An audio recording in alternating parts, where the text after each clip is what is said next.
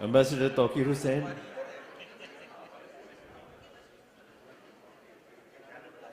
Dr. Hassan Abbas, Dr. Aisha Jalal, Mr. Moeed Yusuf,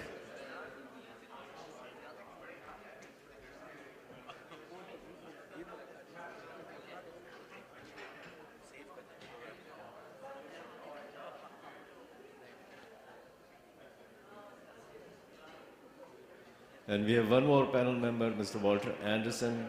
He is on his way. But we'll go ahead and start the session. I will be brief with my comments, and then I will have the moderator of the session come here, introduce the panelists to you. So bear with me for a few minutes. Welcome to INDUS, our initiative to mobilize Pakistan's intellectual capital for Pakistan's political stability. This session is not a criticism directed at Pakistan's current leadership. In fact, we have a little reason to celebrate the longest stretch of civilian rule in Pakistan today.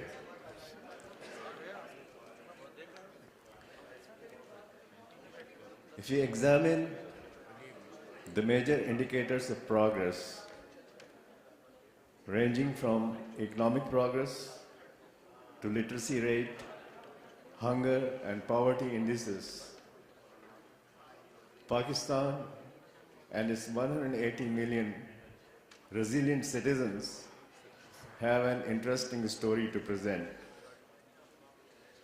And yet, this year, Pakistan ranked number 13 in US Foreign Policy magazine's Failed State Index, just above Yemen. Now we can argue all day long about the accuracy of this index or the definition of the failed state. Regardless, prevailing weaknesses of institutions and fragile political leadership in Pakistan is no secret. In fact, no matter how you slice or dice the dominating events of our history, of our 65 years history, there's one thing very obvious and jump at you, is the lack of vision and leadership lapses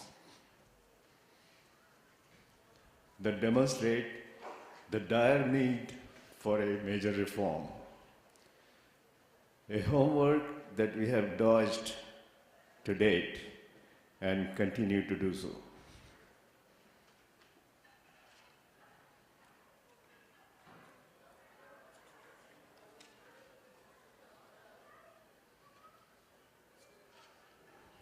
The magic formula seems to be putting selfless and passionate leadership at the center stage of running Pakistan.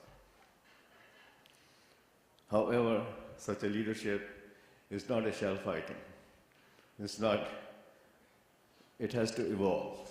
It has to evolve with participation of the entire nation. And a major component of the nation is us, you and me, and the people, educated elites in Pakistan. Now, we have been turning around and criticizing Pakistan's leadership, civilian or military, and I know they have their share of blame, but let us not forget, we have been a part of it, and we have not contributed what we should be doing. We have not owned our responsibilities towards the nation. So, today, I would like you to be aware of that, and let us move on. Now, how can NEDians help mobilize intellectual capital of Pakistan? The approach to resolve this seemingly complex problem is fairly simple. What we are proposing here is to start a dialogue between Pakistani Americans, NEDians, in fact, Pakistanis anywhere who have a concern for Pakistan.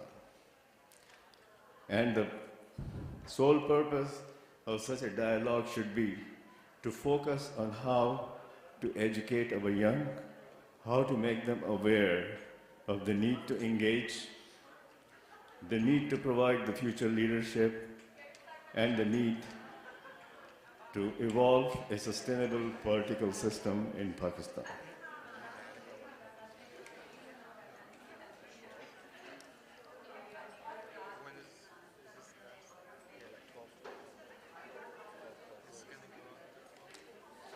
Once we have such a leadership,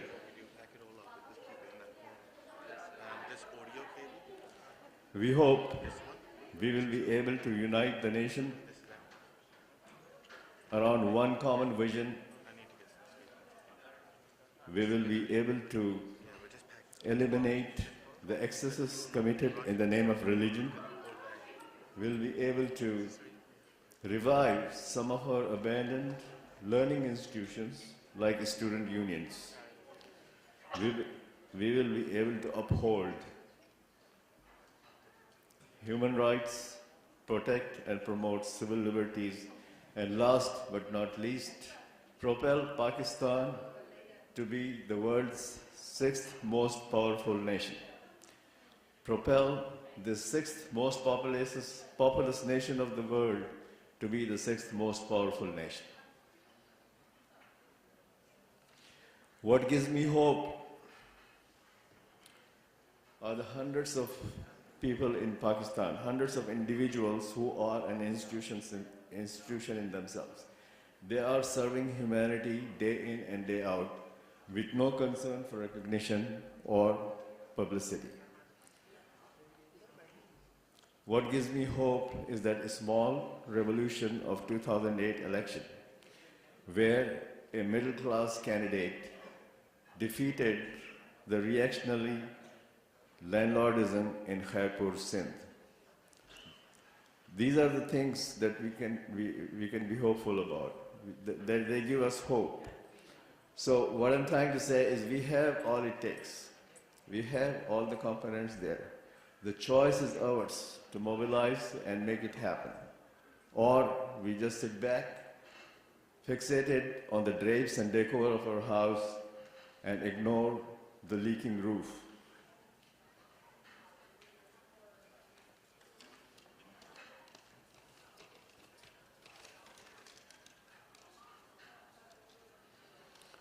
गोशे में कफस के मुझे आराम बहुत है. We don't want that. We want to wake up. And this is, believe me, as late as it gets. We need to wake up, we need to mobilize, we need to make it happen. As much as we are now Americans, we love our adopted homeland, and we do our best to support our homeland, USA. But at the same time, deep down at our hearts is a concern for Pakistan and strong relationships between USA and Pakistan.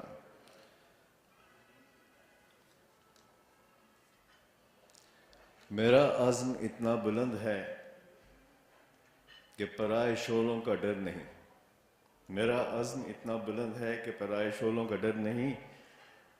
मुझे खौफ आतिश गुल से है, ये कहीं चमन को जला ना दे. Ladies and gentlemen, thank you very much for your attention. And now it's my pleasure to welcome Pamela Constable of Washington Post, a senior foreign correspondent and an award-winning author of many books, including Playing with Fire, a book about Pakistan, another book,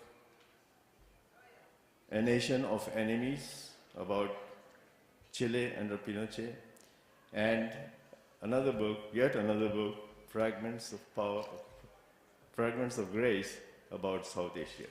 Ladies and gentlemen, please welcome Pamela Constable in a big round of applause.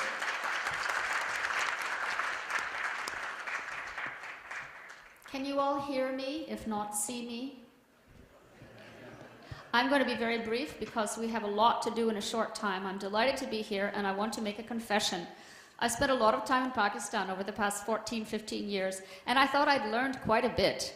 But when Attar called and asked me if I would help with this conference, and he said it was invited by NED, I thought it was National Endowment for Democracy.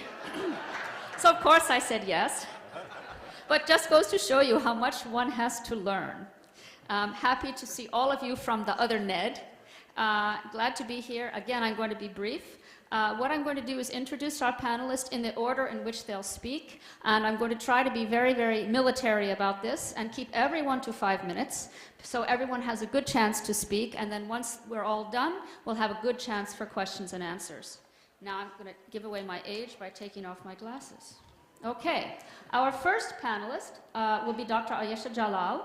I think you all know who she is, a very, very prominent historian and sociologist who teaches at the Tufts Fletcher School at Tufts University, followed by equally distinguished Ambassador Taqir Hussain, been diplomat in many, many countries for Pakistan, and now a fellow at the U.S. Institute, well, past fellow at U.S. Institute for Peace, and now affiliated with several of our local universities. The third speaker will be Moeed Yusuf, who's down almost to the end. He is the South Asia advisor at the U.S. Institute for Peace. And then number 4, who I'll ask to speak especially briefly, because he likes to expound on things, Dr. Hassan Abbas, who is teaching at the National Defense University. And then finally, Dr. Walter Anderson, who thankfully has just arrived. You all know is Administrative Director of the South Asia Studies Program at SAIS, Johns Hopkins, here in Washington. So what we've done is Attar and the committee here has devised a series of questions, one each for each panelist. And they've asked each panelist to speak for not more than 5 minutes on the topic. And there was some discussion about having questions and answers, but I think in the interest of time, it's probably best if we simply have each panelist speak on their topic for 5 minutes, and then when we're all done, we'll hopefully have a good, lively discussion. Now, do the speakers want to come up here or just stay where they are? Does it matter? You want to stay where you are? I want to stand up? Okay. So first is Dr. Ayesha Jalal, and she's going to be speaking on the question of sovereignty.